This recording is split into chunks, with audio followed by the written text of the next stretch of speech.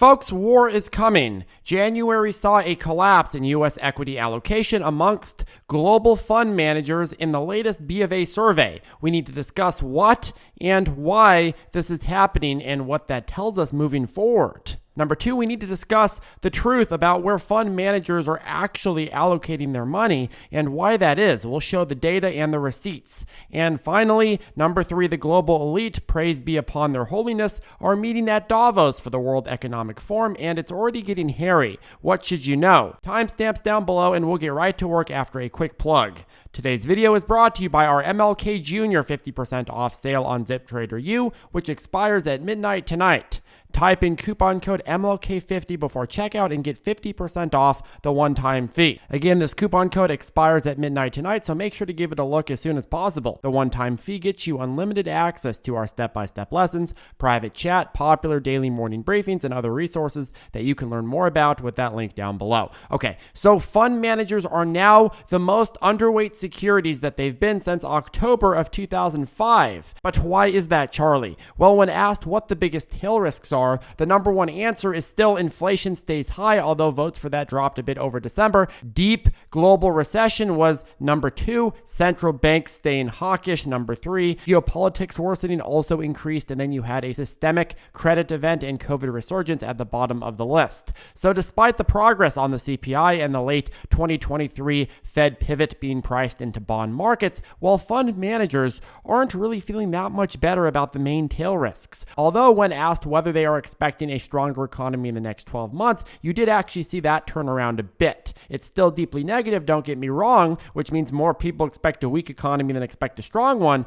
but it has turned around a bit. We are almost approaching those lows that we had in the troughs of March 2020. So what is spurring this slight turnaround here? Well, if you are in the boat that the Fed is going to start stimulating in Q3 or Q4, you will also be more inclined to believe that we will have a stronger economy by then as well, right? And that's what you're starting to see these participants acknowledge. And one of the things that you haven't had yet is a narrative shift. In order to move on to a new market narrative, you need to see the biggest tail risk transform into something else. Before this, you had the cough crisis, and then since essentially March of 2021, you've had the central bank inflation scare with a few divergences, but mostly focused on central bank and inflation, right? So if you really want to see a broader shift in trading, you need to see the major underlying worries shift as well, and we just haven't gotten there yet. What's the next big tail risk worry? Well, likely global recession. Once that happens, markets will stop caring about inflation and hawkish central banks.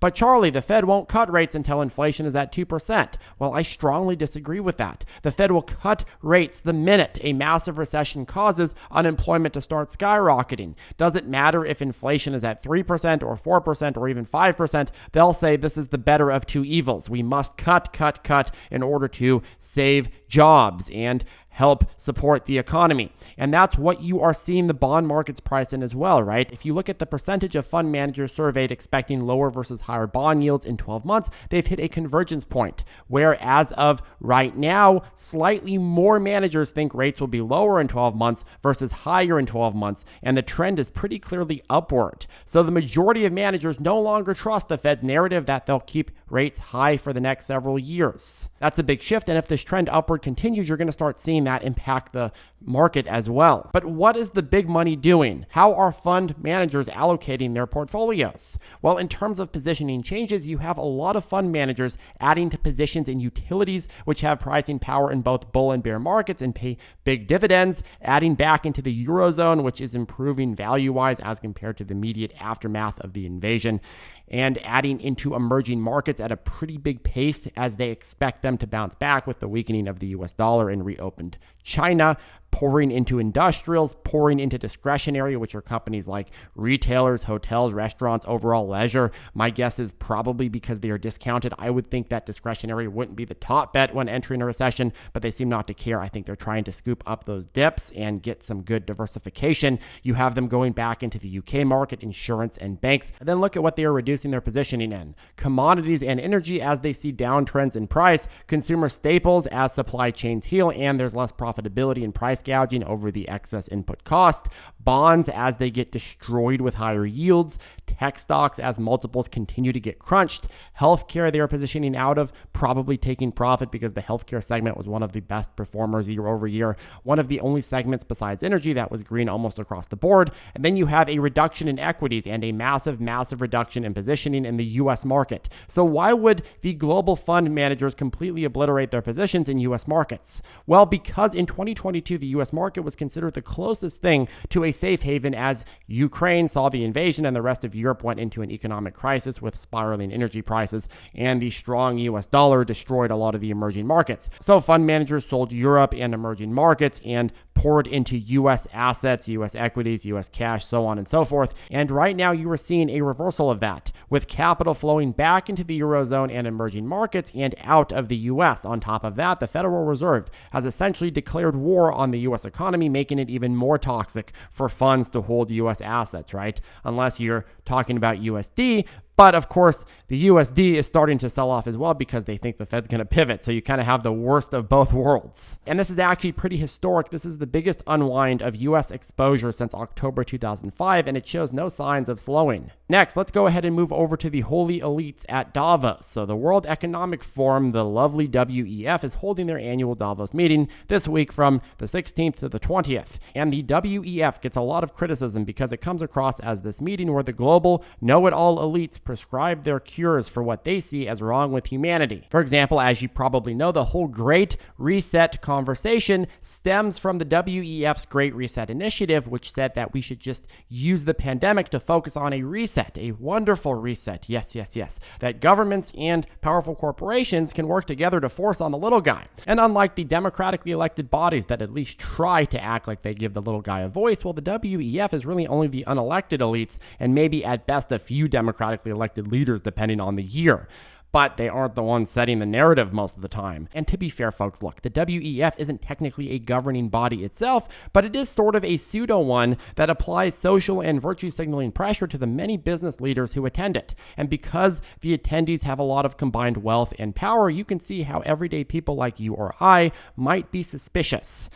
More than 600 CEOs will be in town, including Wall Street executives such as JP Morgan's Jamie Dimon, David Solomon from the Sachs of Goldman, and Morgan Stanley's James Gorman. Nearly 1 of 4 attendees are CEOs, with some other big names like the leadership of Shell, Amazon, Citigroup, Moderna, and BlackRock. You have some big universities like Stanford also attending, and of course, most of the media. So in totality, you have big bank CEOs, tech leaders, media, oil, and university professors all coming together to come up with how they believe the world should be shaped and how that can be forced to be implemented on the populace. At least when Marie Antoinette had her ideas, she let us eat cake. But these people would say no cake because that's bad for the environment. Only we get to eat cake here at the top. To me, this meeting always comes across as very pompous and arrogant, but fine, maybe I'm just jealous because I'm not an elite and I don't have any power to force a reset. But nonetheless, we are going to find out real soon what the Davos elite prescribe for the coming years and what the new theme of conversation is going to be for 2023. What is the next stage of this great reset that is going to completely remake the world in their image? We'll keep you updated. Make sure to let us know your thoughts down below. And today's video is brought to you by our ZipTrader U program, link down below, which includes our step-by-step lessons, private chat, and our very popular daily morning briefings. Some of the best briefing ideas we identified the last few weeks include HKD, which was a 309% run, briefing price to highs, Triple BY, another massive run, Party, Jasper, ANTF, BLPH, and of course the lovely Kala. Now these are some of the best plays we've had the last few weeks, and certainly not all of our briefing ideas run. That's not the point of them. The goal is to make our members aware of catalysts and trends before the rest of the market is. A crucial part of success in this market is timely research and drowning out the noise, and that's the goal of the briefings, and we do that to the best of our ability. And if you'd like to join us right now, you are in luck. In honor of MLK Jr., we have coupon code MLK50, which will get you 50% off the one-time fee. Again, this coupon code expires at midnight tonight, so make sure to give it a look as soon as possible. Anyways, folks, that caps off today's video. Have a great rest of your day, and we'll see you in the next one.